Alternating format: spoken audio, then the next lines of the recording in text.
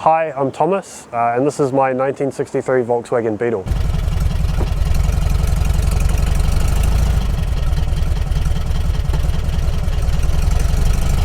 Yeah, so my vehicle history is, over the years I've had a few cars. I first learned to drive in my dad's Nissan Safari, Y60 Nissan Safari. We did some laps of the car park, and then I bought a 1989 Toyota Corolla, which I've had and I've still got. I've had that thing for 12 years and it's just been retired from daily duties. I've had a few cars in the meantime that have come and gone. Most of my stuff I've had a tendency to keep for a long time. A lot of my stuff at the moment just tends to be sitting in the shed doing nothing. I just got this thing back on the road in the last couple of weeks to use it as a wedding car for my wedding. For a job, I'm currently workshop controller at a Mercedes-Benz dealership. I've done my apprenticeship and I've been in the automotive game for 10 years since I left school. Yeah, so that's, I guess, helps with having an interest in keeping old cars on the road, but also doesn't really help as it kills the fizz for working on them sometimes. When I was like 18, I really wanted a car to modify. I looked at a few cars and ended up buying a 1984 VK Commodore just to have as an old car for a filler, and it wasn't meant to turn into a full-time project. That thing was Starfire powered, it was 5x108, it was full granddad spec, high. That car's now sitting in the shed doing nothing, where it has been for a few years as it turned into a project car. And then I ended up pulling the motor out of it, putting RB30 in it, manual swapping it, changing all the suspension and brakes. And then I think got sidetracked with other stuff. I bought this when I was 21, so I've had it for 7 years. I drove it for probably a good 3 or 4 years in that time period. When I bought it, it was stock height, stock everything, and then lowered it, drove it for a couple of years, and then just got sidetracked and it sat in dry storage for a while.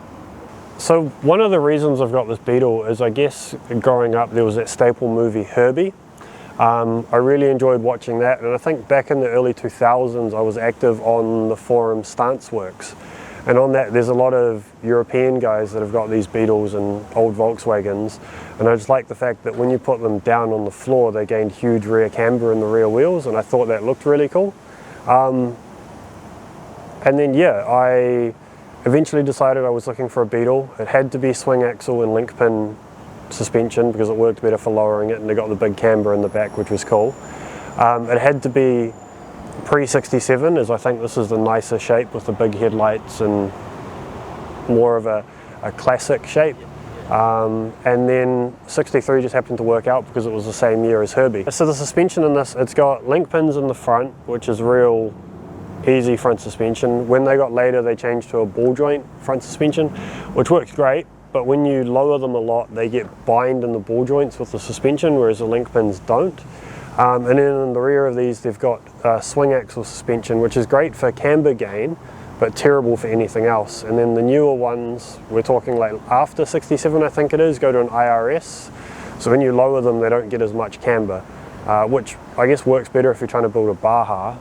But I just like that big 9 degrees of rear camber that it's got sitting in there at the moment. The rear suspension in this is a weird setup where they have, I guess, a trailing arm that comes off the floor pan, and then from the gearbox there's a solid axle with a center and with a pivot constant velocity joint in the center, and that goes out, which gives you a 2-arm rear suspension. And then of course when you lower it and it moves, it either gains sweet positive camber when it goes up, or negative camber when it goes up, and heaps of positive camber when they go the other way.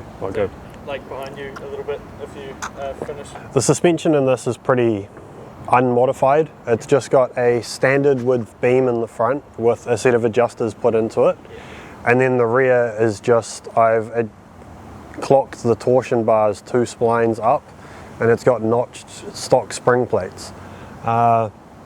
It's on stock width wheels at the front, and then it's on widened steels in the rear, which I think are a 15x7, which was about as wide as you can go without having to get crazy into guard modifications when you drop them. So on the front of this, it's got a 145/65/15 on a stock width rim. So the tyres are actually off a smart car, and then the rear of it's on a 205/65 currently, which just gives a little bit of stretch on the 15x7, but also is nice and big to keep the gearing down when you want to run at highway speeds. Yeah, that's the other thing with this, the way it currently sits, is it wears rear tyres pretty heavily. It's not so much because of the camber in the rear end of it, it's more the toe. As this is still running the stock spring plates, when you have them low they get a lot of toe. The way around that is what I've got sitting at home is a set of extended and dropped spring plates which I need to swap in, which will help me correct the toe but still give the big camber gains. And it'll make it drive a bit nicer because it tends to get a bit of a wobble through the rear with the big toe sometimes. So the whole thing with this car was just to build something, just to have a car that was a reliable driver. The only really modifications I've done to it is the suspension. It's still running the standard 1200cc single port motor in the rear, and it's just a standard 4-speed manual gearbox. It scoots along nicely, it's not a rocket ship, but it'll get you anywhere eventually and you'll arrive in style. This thing will run motorway speeds fine, which in New Zealand is 100k an hour, but it's probably a lot more comfortable sitting at 80. I mean, you drive this thing just to get looked at. It's cool just turning heads and getting thumbs up from everyone when you're cruising around in it, and it's all about enjoying driving it, really, not about getting somewhere in a hurry and making the most of the driving experience. At the current height it's sitting at, the other thing with, you just got to read the road a bit, as it is fairly low to the ground. It could go a lot lower, but I'm limited by being a stock width beam and the front arms. So what I'd like to do to it eventually is get a narrow front beam and some extended control arms, which will just mean that you'll be able to suck the front end in a little bit, pull it down a bit lower, and then the extended control arms will centralize the wheel and the wheel arch, which will mean that your steering will be a lot freer. This thing's been converted to run 12 volt. It's got all your mod cons, it's got wipers, it's got indicators, it has a fuel gauge, that's really about it in the way of interior accessories. It's got a glove box, it's got an ashtray, but it doesn't have a cigarette lighter. It does currently have a really cool vintage radio in it, which I managed to find at a swap meet. You can actually remove it from the vehicle, set it up outside for if you're having a picnic, and it'll play your transistor AM radio stations. So I paid, I think it was $7.5 grand for this when I bought it. I can't really remember at the time whether that was a good price or a bad price. I think it was, I just saw it, I liked the colour, it looked real tidy. I was turning 21, so I wanted a Volkswagen as a 21st present for myself. My dad and I road tripped down to Palmy, saw the car for the first time, paid the lady some money and drove it home from Palmerston North all the way back up to Auckland. I'm not really sure what they're worth now, as I tend to have one, so I don't really look for other ones. I know old Volkswagens and classic cars have gone up in value, say maybe 20. I don't think I'd sell this thing.